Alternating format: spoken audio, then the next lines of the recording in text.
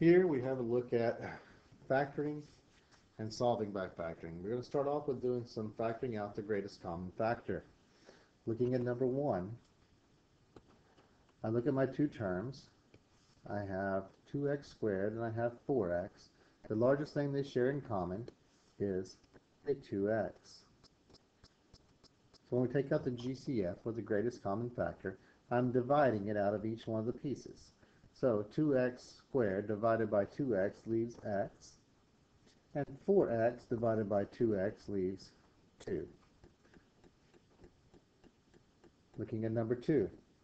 This time I have three terms, so I have to look at all three terms and find what's the largest thing that all three terms have in common. I can divide all of them by 3, and I can divide all of them by x, which leaves me with 3x squared plus x minus 5. For number 3, looking at a binomial again, I have two terms here. The largest thing that I can divide both the numbers by is 6. And then I have an x squared that I can take out of both of them, which then leaves 2x minus 5. And for number 4, again, we're still looking for our GCF, our greatest common factor. I can take a 7 out of both terms, and I can take an x out of both terms, which leaves a plus 7bx. For number 5, we have to do factoring by grouping. Now with our factoring by grouping, we need to make sure, as we go through and do these, I'm going to group these first two together and take my GCF out. So that's going to be 2x, which leaves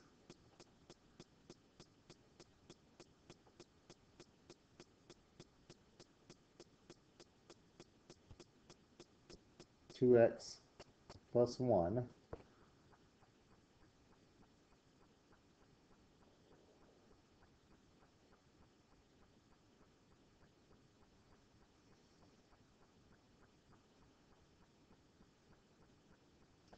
And next I take out a 3, which leaves x plus 1.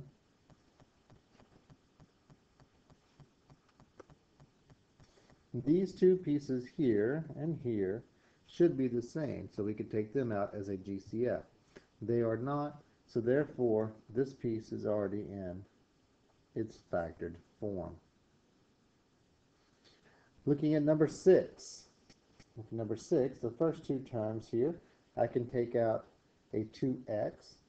In this case, I want to take a negative 2 because I like to make my leading term here become positive. So I'm going to take out a negative 2x out, which leaves a positive 2x minus 3.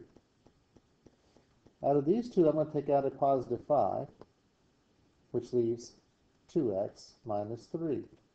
Notice these two terms are the same now. Since those two terms are the same, I can take it out as a GCF, 2x minus 3. So those have been removed.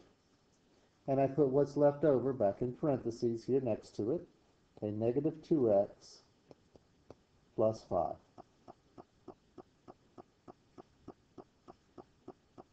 Our next one, we're going to be it says to only factor completely. My leading coefficient is 1, so I can automatically just drop in here and here. And I'd say, hey, what can I multiply to get 8 but add to get 6? Well, to get 8, I can multiply 2 and 4, and 2 plus 4 gives me 6, and I put plus signs between each of them. Looking at number 8. Again, my leading coefficient is 1, so I can just drop in, putting an x and an x here. Next, I say, what can I multiply to get a negative 35, but add to get a negative 2? Well, to get 35, I can multiply 1 and 35, or 5 and 7. The 7 has to be the negative number because I need a negative 2, so I have a negative 7 and a positive 5. With number 9, my leading coefficient is not 1, but I can make it 1 by multiplying and changing this to x squared plus 5x minus 24. And now I can just drop in. Put my x and my x and say, what can I multiply to get 24 and then subtract to get 5? That would be 8 and 3, and my 8 gets the positive, the 3 gets the negative. And now, since I moved my 2 to the right, I have to move it back to the left now, so I'm going to divide each piece by 2.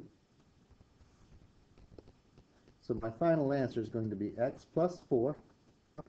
And remember, this one moves in front of my x term, so it becomes 2x minus 3. Looking at number 10. Number 10, similar type situation. Let's make our leading coefficient 1. So I'm going to multiply. So I now have x squared minus 15x plus 15. Now, is there anything that I can multiply to get 15 and add to get 15? Well, 1 and 15, that gives me 15 if I multiply, but if I add, gives me 16. 3 and 5, that would give me 15 if I multiply, but add, I get 5. There is nothing that will, so at this point, this one is prime. Looking at number 11. First thing you always want to look for and see, is there a GCF? In this case, there is a GCF. My GCF is 3, which that leaves me with 6x squared minus 7x minus 5. My 3 is just going to be along for the ride all the way down. I next want to take and multiply to make my leading coefficient 1, so this becomes x squared minus 7x minus 30. So now I can drop in, put my x and my x. What can I multiply to get 30 and subtract to get 7? How about 3 and 10? And putting 3 and 10, the 10 gets the minus, the 3 gets the plus. I now have to move my 6 back, so I'm going to divide each of these by 6. This one reduces to 1/2, so the 2 goes in front, so that's 2x plus 1. This one reduces to 5 over 3. The 3 goes in front, so this becomes 3x minus 5. And don't forget our GCF we took out in the beginning. And there's your final answer. Looking at number 12. For number 12, again, let's make our leading coefficient 1. So I'm going to multiply. So I now have x squared minus 30x plus 200. Now I say, what can I multiply to get 200 and add to get 30? Well, that would be 10 and 20. And they'll both be minus. I now have to move my 25 back, so I'm going to divide both of these by 25. Move my 25 back. This one reduces to 2/5, so that becomes 5x minus 2. The denominator moves out front, remember. Here, take out a 5 out of each of these. This is 4/5. 5 moves out front again, so it becomes 5x minus 4.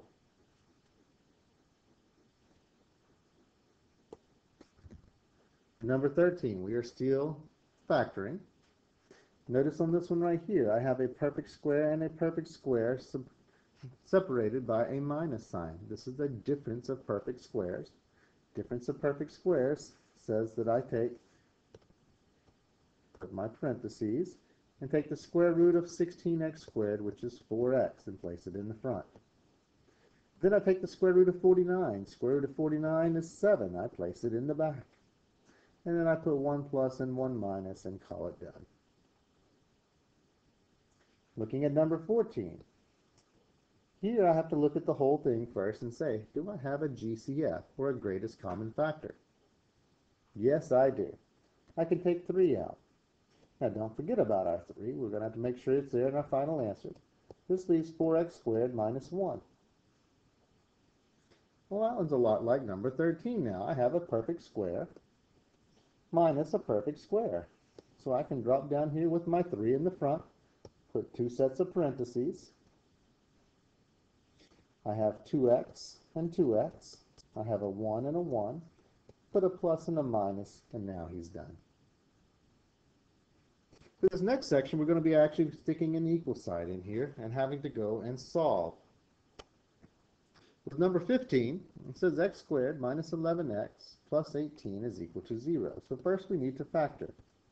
So I put x and x. These are both going to be minus because I have a positive here and a minus here. And what can I multiply to get 18 but add to get 11? And that would be 2 and 9. Now that I have it factored, I'm going to use the zero factor property. And I'm going to set each factor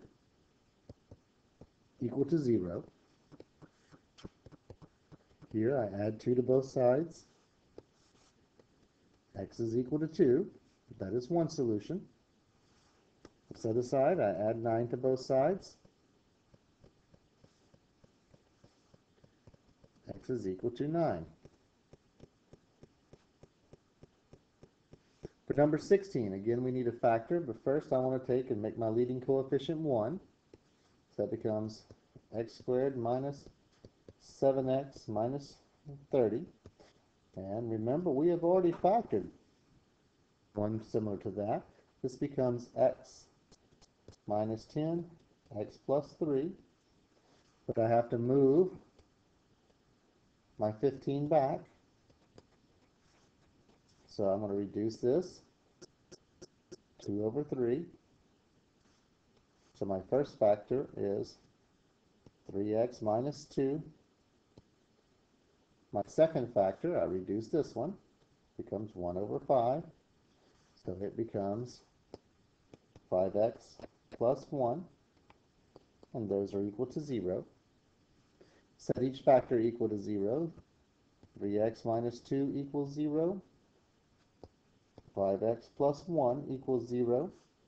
Working on the one on the left, I'm going to first add 2 to both sides.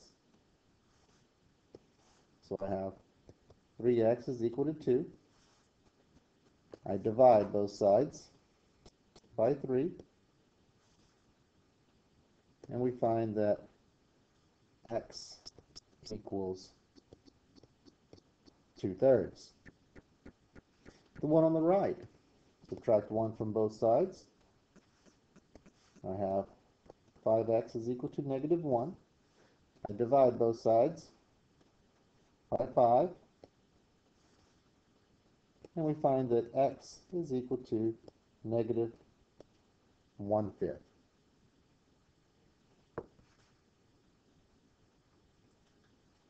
Looking at number 17.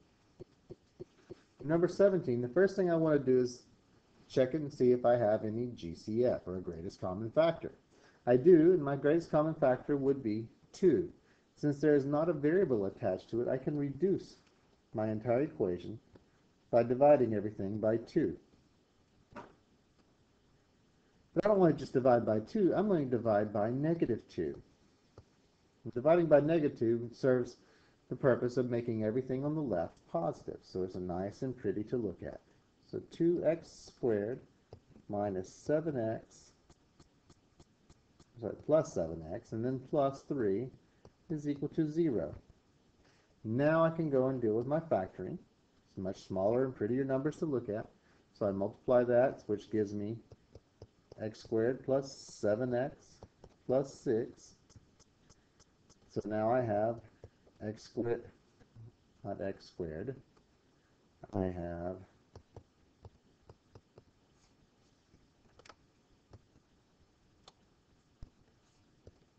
x plus 6 and x plus 1, because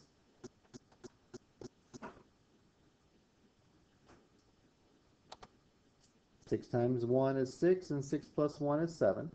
I now have to move my 2 back to the other side. So I've got to move it back this way, so I have to divide both of these by 2.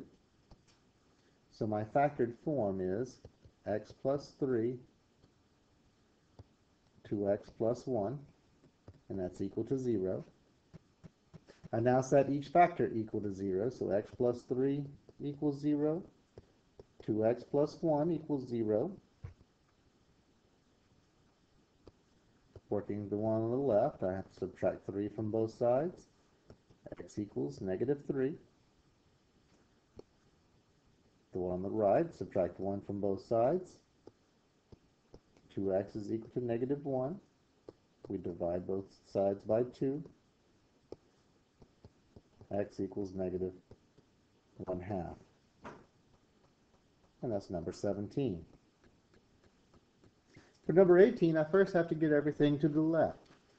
To the left, to the left. Let's move it to the left. So 3 minus 3x and minus 18. I want to move them to the left because that's where my x squared is located. So I can place this into standard form. So I now have x squared minus 3x minus 18 is equal to 0. I factor this. So I'm going to have x, I'm going to have x. And what can I multiply to get 18? But subtract to get 3? Well, how about 3 and 6? And 6 gets my minus sign, and 3 gets the plus sign, because I have a negative 3 in the middle. Set each factor equal to 0. I subtract 3 from both sides. X equals negative 3. Here, I add 6 to both sides. X equals 6. And that's number 18. For number 19, again, we need to get everything in standard form, so I need to move the 2x to the left.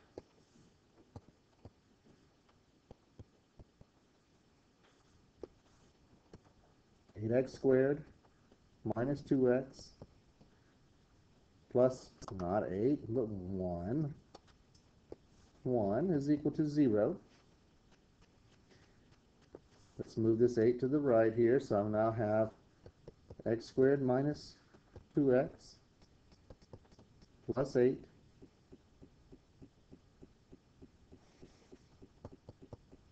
is equal to 0.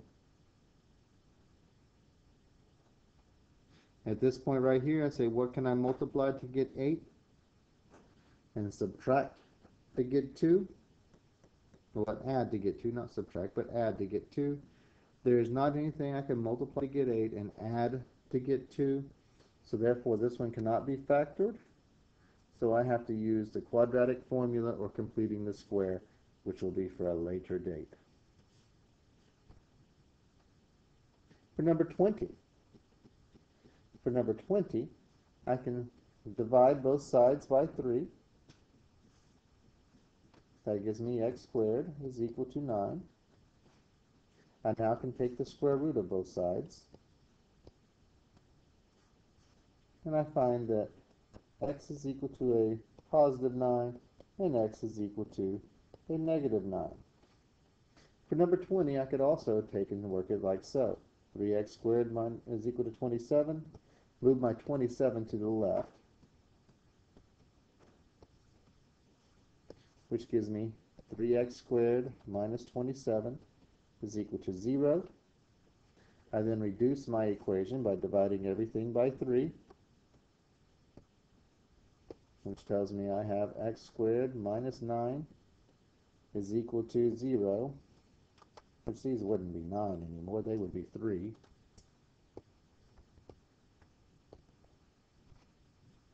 Because here, this is going to become x plus 3, x minus 3. So x plus 3 is equal to 0, x minus 3 is equal to 0. And when you solve them, you get those answers there. Make sure when you do this, you always remember to actually take the square root of the numbers. As always, good luck and do the best that you can.